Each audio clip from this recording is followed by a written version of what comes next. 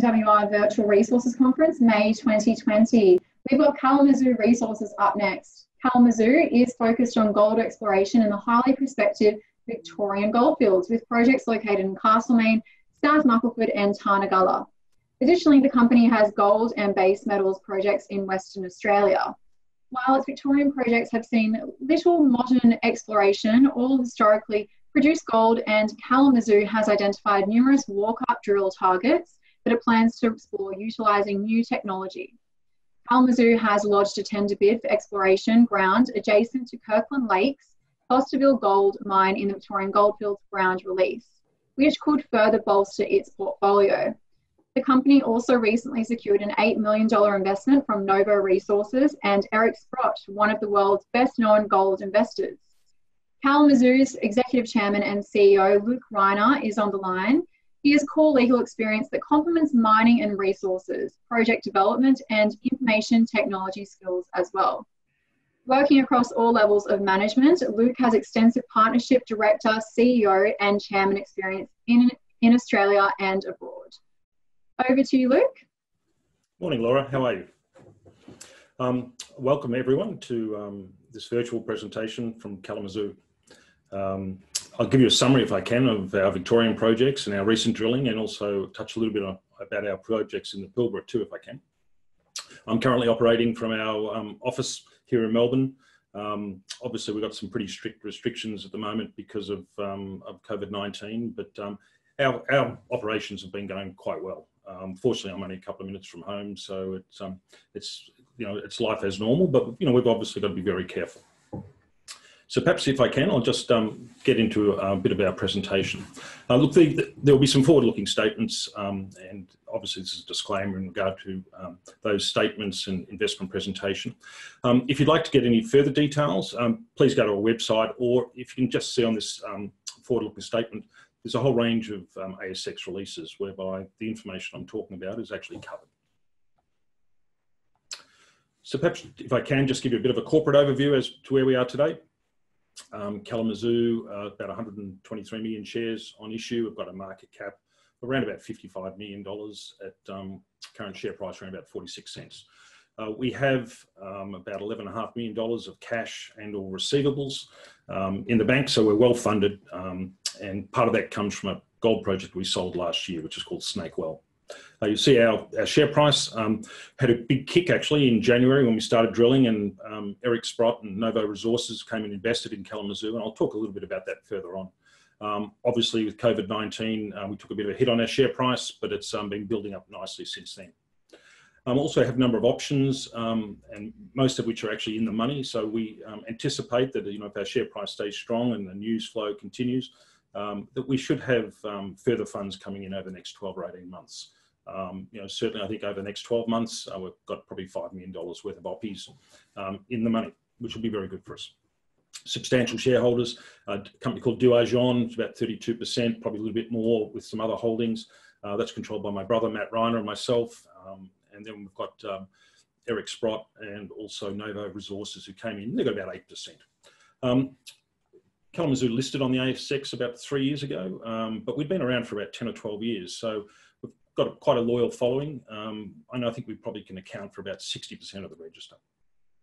In regard to our board and management, when Novo Resources came along, Dr. Quinton Henney, who's the chairman and CEO of Novo, very close to Eric Sprott, he came and joined our technical advisory committee. So he's on that, along with our exploration manager, Dr. Luke Mortimer, who's very, very experienced exploration manager, and also Paul Adams, again, another geologist.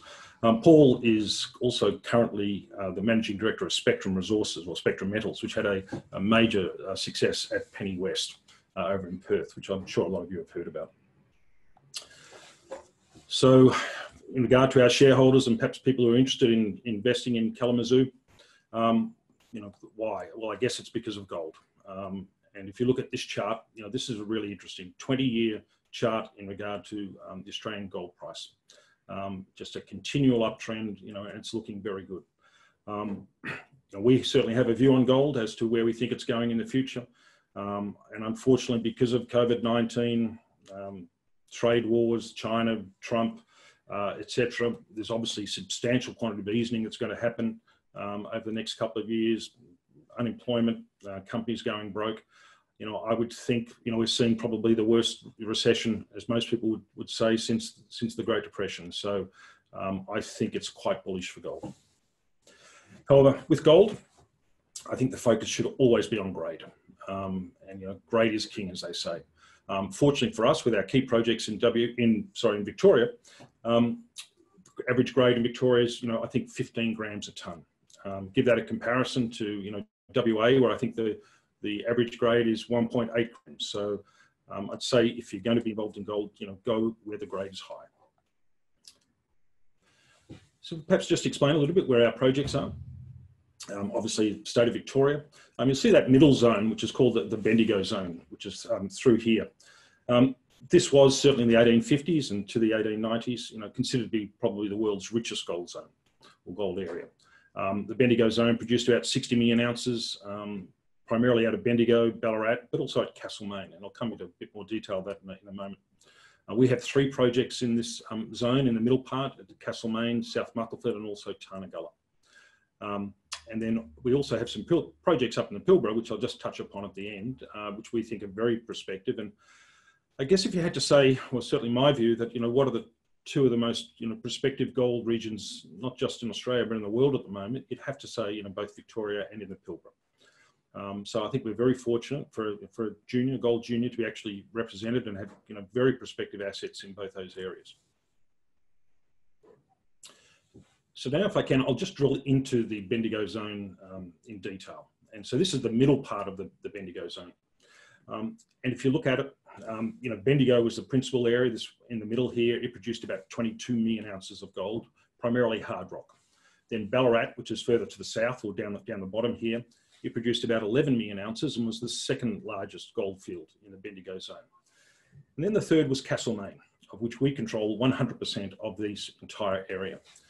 Castlemaine was widely considered to be the world's richest alluvial or shallow gold field anywhere in the world, and produced about 4.5 million ounces of gold, primarily in the 1850s. There was some hard rock gold, but only a very small proportion. Only about 16% of the gold at Castlemaine came from underground or hard rock. And most of that came from a gold mine called Wattle Gully, which produced about 400,000 ounces at about 11 grams a tonne. So the interesting thing at Castlemaine is that, where did all this alluvial gold came from? Where's the source? And to date, it hasn't been identified. So Castlemaine was the 3rd largest gold field in Victoria. And then Malden, or the South Muckleford Gold Project, as we call it, it was the 7th largest and produced about 2 million ounces. Interestingly, the grade there was averaged about 27 grams a tonne, which is very high. And nearly all of it was underground. So here you are, 2 gold fields, only 10 kilometres apart, one very high grade underground, the one next to it being Castlemaine, haven't really found the source. And that's what we find really interesting. If I talk a little bit more about these gold fields, I'll just draw your attention to these lines that run basically from the top to the bottom of the page, or north-south. And they're the major structural faults in the Bendigo zone. Nearly all the gold in the Bendigo zone is controlled by these structural faults, and invariably it's on the western side or the hanging wall side of these faults. So for example, at Fosterville here, you can see the Reddersdale fault. And at Castlemaine, we've got the Taradale, the Shika Gully fault, the Harris fault. And then over here at South Muckleford, we've got the Muckleford fault. And these are the key areas. Also, the other key ones for Bendigo was the Whitelaw fault down the middle here. So if you want to have a large land holding and that's prospective for gold, you want to be directly related to these structural faults. The other thing I'll draw your attention to is this brown squiggly line, about halfway along the page. And everything to the north of that line is under what they call the Murray Basin sediments. And the reason being is you've got the Murray River, which is basically here at Echuca at the top of this map. So that's all these sand and sediments over millions of years, hundreds of millions of years that have actually settled there. So the explorers to the north in the Bendigo zone are actually exploring undercover. Now, fortunately, they're doing some great work. We've got a number of companies here, and perhaps I can identify them. In the blue, you've got Chalice. In the orange, you've got Catalyst. They're doing some great work and some very good results. However, they're having to drill between anywhere 50 to 100 metres of sand cover, which makes life hard. To the south here, though, nearly all of our workings are surface expression.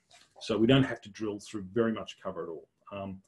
And what it means is that, geophysically, we're seeing, lots of historical gold shafts, workings, etc., especially through Castlemaine. In Castlemaine alone, it's reported there's over 2,000 shafts that have been recorded. So you can imagine, most of these follow, again, the major structural faults. So that's a really good guide or vector for us into potential mineralisation. If I talk about the major players here, so obviously the key one is Fosterville, and that's why Victoria now is literally going through a gold rush. The history of Victoria has been over the last probably 100 years. It's been considered almost a basket case. A lot of unfulfilled promises, lack of support from governments, etc. However, Fosterville has changed that. Kirkland Lake, primarily when Eric Sprott got involved 3 or 4 years ago, Fosterville had been a project that had been around for a long time. Quite low grade, difficult ore body, shallow pits, produced some gold, but no one had anticipated that it could subsequently develop into what is widely considered to be the world's richest and most profitable underground gold mine. So Kirkland Lake owns this area in the purple here, and then you've got Fosterville right in the middle. Kirkland Lake did also control this area in the middle here, which is outlined by those blue lines. However, that ground has been forced to relinquish it for a land tender, which I'll talk about a little bit later on. So Fosterville, about 40 kilometres or 45 kilometres from Castlemaine. If you look at the bottom part of the Fosterville tenement holding, that's only about 5 or 10 k's from our holding. So again, very, very close. These areas in the pink, they're actually granites. This one here is the Harcourt granite, so there's not much exploration happening here. And then on the right-hand side, if you look at these companies, we've got Newmont here. They've taken a big position, and a company like Newmont, one of the world's largest gold companies, wouldn't be doing that unless, it had a very positive view on the Bendigo zone.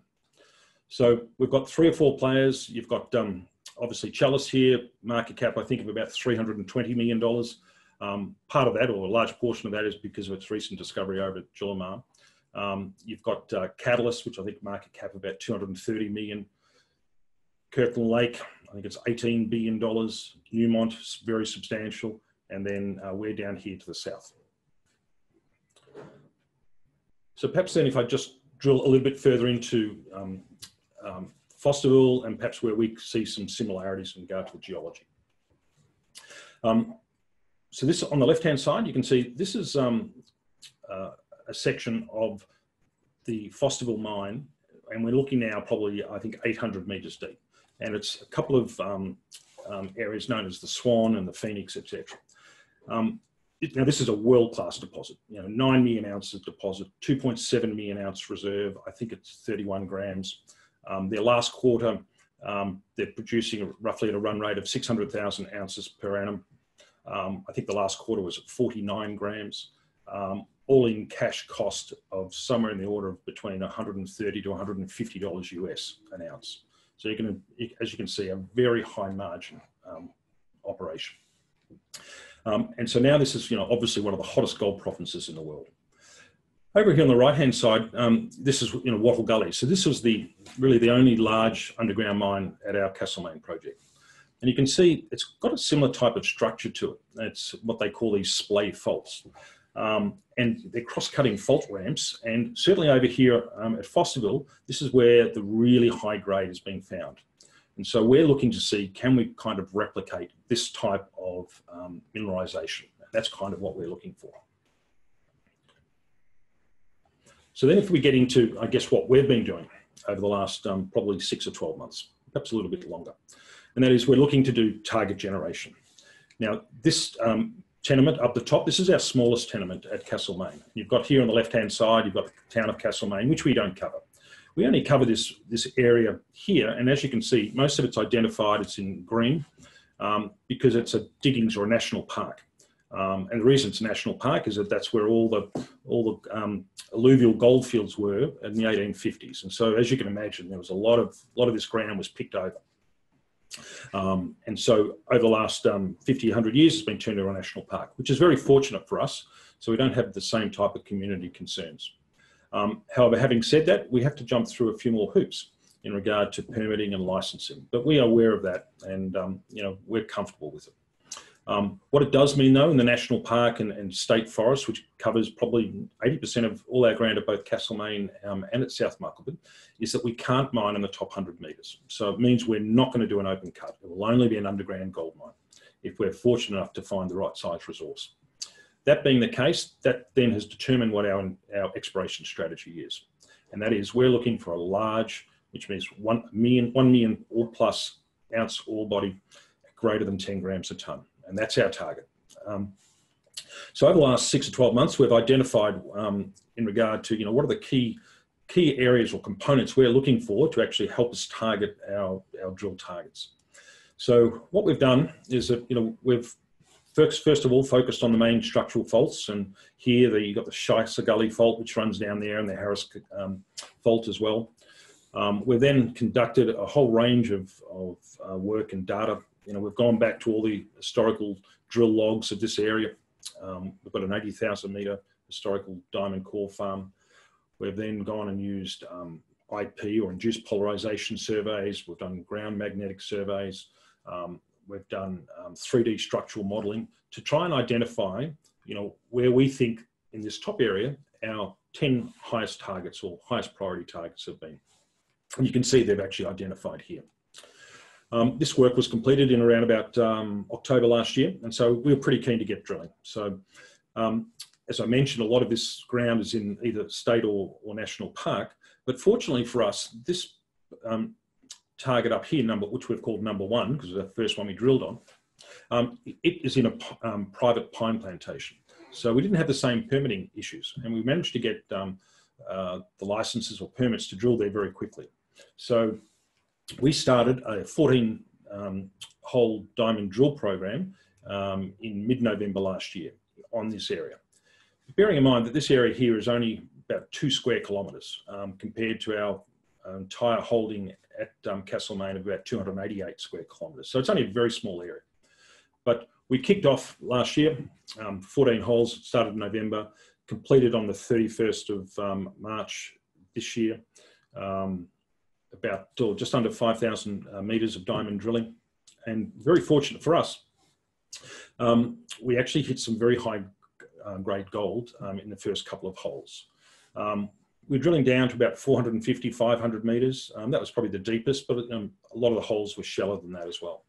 But this first one here, or hole number 4, in a very high grade of 261 grams, about 1.5 metres. And then we've got some other ones of lesser grades, but still very interesting. So this became important to us because then in early January, we were contacted by Novo Resources and Eric Sprott. To give you some background, Quinton Henny, or Dr. Henny, who's the chairman and CEO of Novo Resources, a very close friend to Eric Sprott. And it's generally and widely considered that Dr. Henny, or Quinton Henny, was one of the first people to actually identify the Fosterville opportunity.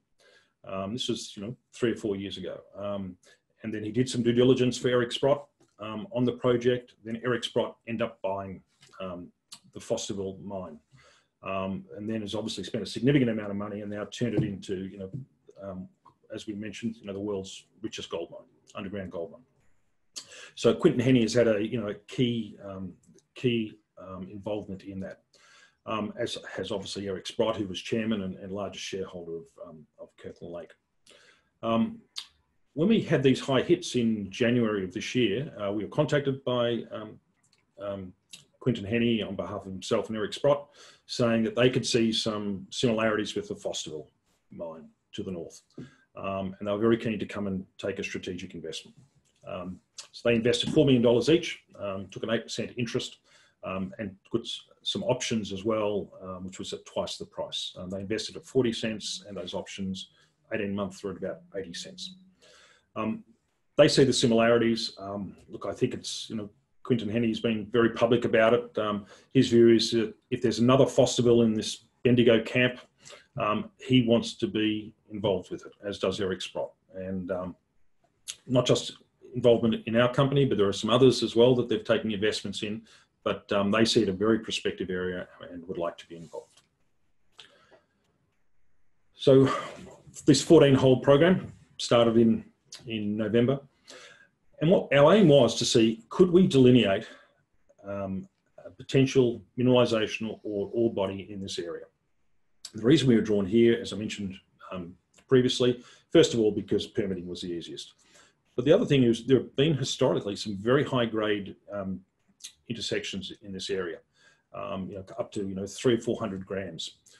Now, very narrow. Most of them are less than a metre, and there's an excerpt of some of these historical intersections on the right-hand side of this slide. So what we did was we went and put in another 14 holes to see if we could actually tie this together or stitch it together. Could we get continuity in not only the intersections, but also, most importantly for us, is the widths. And that is, it's one thing having a high grade, but you need to get some good widths. Our assessment was, after doing 14 holes, and we put a couple of more holes back into that high grade area, which is up here, we weren't able to replicate those high grade areas.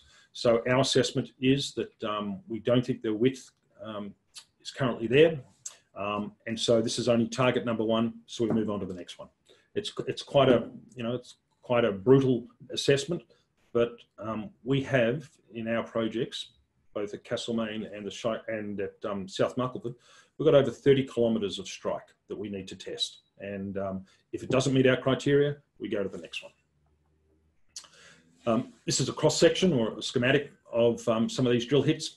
And again, you can see where we've actually hit some high grade. And look, we were looking to actually get long or wide continuity intersections, which would enable us to actually have the confidence to then progress on this prospect. Doesn't meet our criteria or our assessment that it's going to actually produce 1 million ounces plus, so we go to the next one. So this is a tenure map of both Castlemaine on the right-hand side and also South Muckleford on the left. As I mentioned, there's only about 5 or 10 kilometres distance between the two. So where we drilled, this pine plantation, is right up the top here. It's only the start.